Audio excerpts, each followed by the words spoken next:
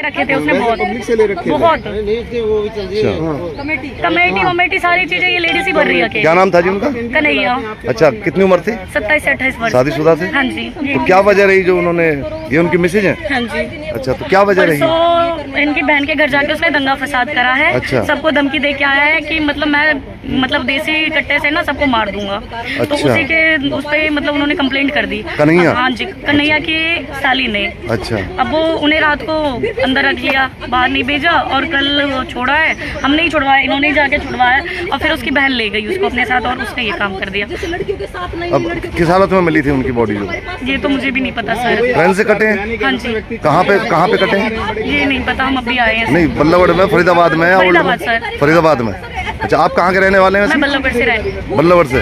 अच्छा अच्छा, तो और बात जानेंगे लोगों से। और लड़कियों ये नहीं है सर, उसके पास पैसा नहीं था, उसके पास पैसा खूब था। पर ये नहीं पता वो पैसा कहाँ जाता था। राशन भी इसके भैया भरवा के जाते थे घर पे। ये सर इधर उधर से हम जैसों से पैसे मांग के उसके पास है ना बहुत ज्यादा, इसने भी बहुत पैसे दिए उसको, बहुत ज्यादा दिया सर।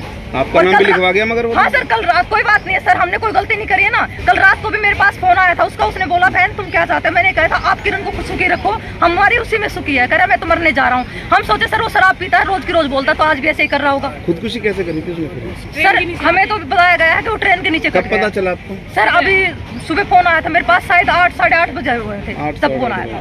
हाँ तभी पता चला। आप क्या लगते थे कन्हैया की? इतनी महंगी पड़ रही है? कन्हैया तो मेरी वैसे ही मेरी दोस्त है, उसकी मिसेज। अच्छा। आप पड़ोसी हैं सभी? ये सभी पड़ोसी हैं सर, आप पूछ सकते हो। कहाँ रहता था जी कन्हैया? सर कन्हैया कौन सी कॉलोनी में? राहुल कॉलोनी। राहुल कॉलोनी में? जी सर। अच्छा, तो उनकी घरवाली से कोई अनबन थी क्या आपस में? हाँ सर, नहीं अनबन नहीं थी सर, बिल्कुल। अच्छा अच्छा, कुछ भी नहीं था सर। ये तो बेचारे अपना काम करती थी और ये कहती थी मैं अपने आप खर्चा चला लूंगी, तू है ना बस शराब मत पी और ये बकवास मत करा कर, बाहर भीतर जा रहा है ऐसे हरकतें मत करा कर। सर उसने सुनी नहीं, कल भी थाने में से 2 बार छुटवा के लेके आए। तो कहाँ पर वो कटे ट्रेन से? सर ये नहीं पता मुझे, क्योंकि मेरे पास तो अभी फोन करा तभी आया था। अच्छा अच्छा, तो आपको कैसे सूचना मिली कि ऐसे ऐसे? इन्होंने किरण ने फोन करा था सुबह आपके पास? हाँ दीदी ऐसे ऐसी बात होगी, मैं तुम चलो मैं आ रही हूँ। अच्छा, बच्चे भी हैं कन्हैया के?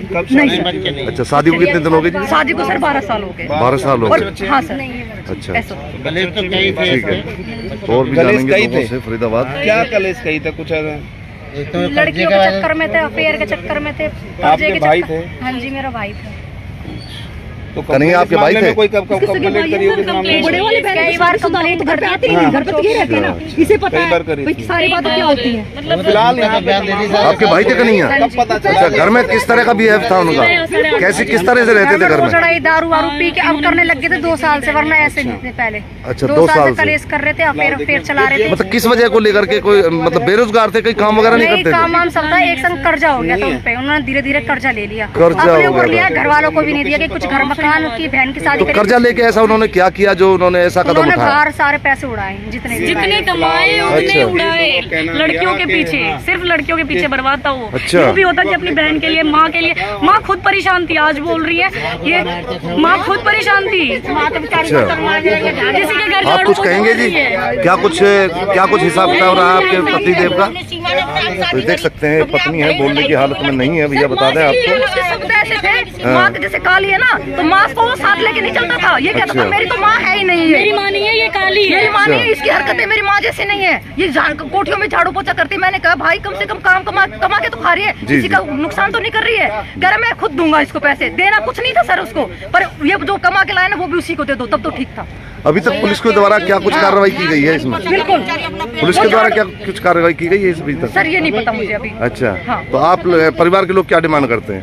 सर हम तो ये कह रहे हैं भी डेड बॉडी दे दो और इसका अंतिम संस्कार करवा दो, और जो बेचारी इसके साथ जो उसकी नंद कर रही है उसका इंसाफ को दिलवा दो इसको। वो गलत बोल रही है सर, वो सरासर लास्ट बार लड़के को हमने छुड़वाया था, उसी के हाथ भेजा था। अच्छा, अपने गारंटी पे वो लड़की लेके गई है। मैं मेरे भाई को अपने गारंटी पे लेके जा रही हूँ। अगर ये पूछना चाहे तो यूँ पूछ सकते हैं ननद से कि मेरा आदमी कहाँ है। आप क्या लगते हैं इनके? पूछ कहाँ है मेरा आदमी दोस्त? अच्छा, लास्ट तो ये हमने देख उसको सकते हैं हैंड ओवर बोलने की कराया हालत में नहीं है।